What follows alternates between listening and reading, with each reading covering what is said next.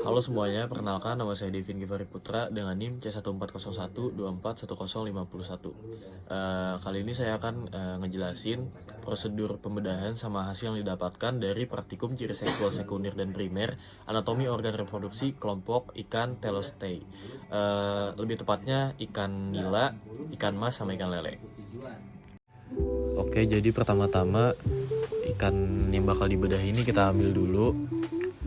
Ikan-ikan ini tuh udah dibius sebelumnya, jadi dia nggak berontak waktu kita ambil. Ikan yang kita ambil itu 3 ikan. Yang pertama ada ikan nila, ikan lele, sama yang terakhir ada ikan mas. Jadi sebelum kita bedah, kita amatin dulu lubang urogenital yang dimiliki dari ketiga ikan ini, dari ikan lele, ikan nila, sama ikan mas.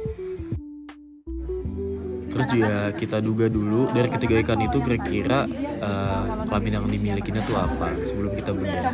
Apakah jantan, apakah betina. Sebelum kita bedah juga, ikannya kita matiin dulu dengan nusuk kepalanya pakai alat yang ini. Pokoknya kalau betina lubangnya 3, jantan lubangnya 2. Iya,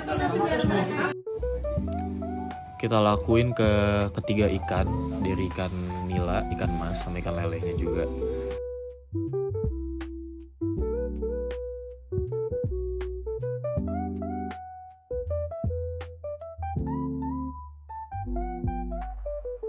Setelah ikannya udah mati, di sini kita langsung bedah ikannya. Dimulai dari bagian operculumnya, terus ngarah ke belakang. Kalau buat ikan nila sama ikan mas itu dia sampai setelah anus. Kalau ikan lele sebelum anus.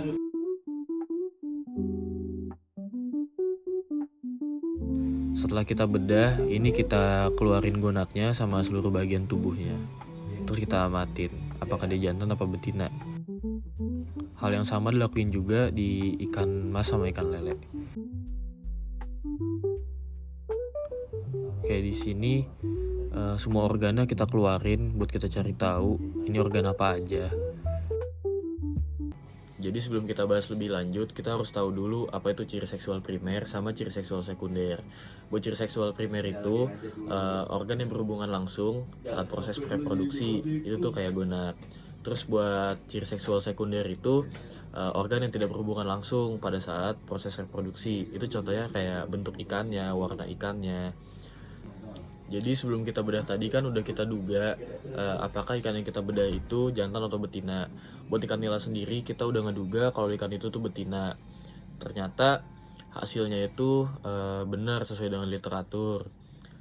Ditandai dengan ikan nila tuh bentuk tubuhnya lebih kecil dibanding dengan ikan yang jantan.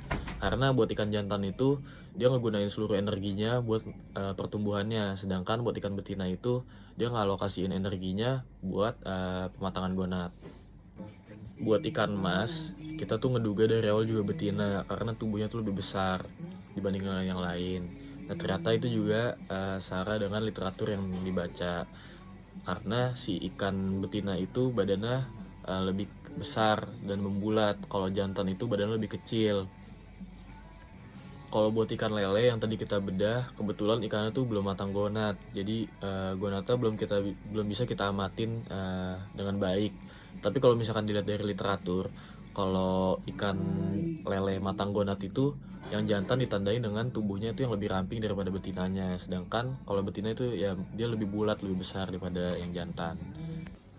Oke, mungkin sekian dari penjelasan yang saya berikan, kurang lebih mohon maaf. Terima kasih semua.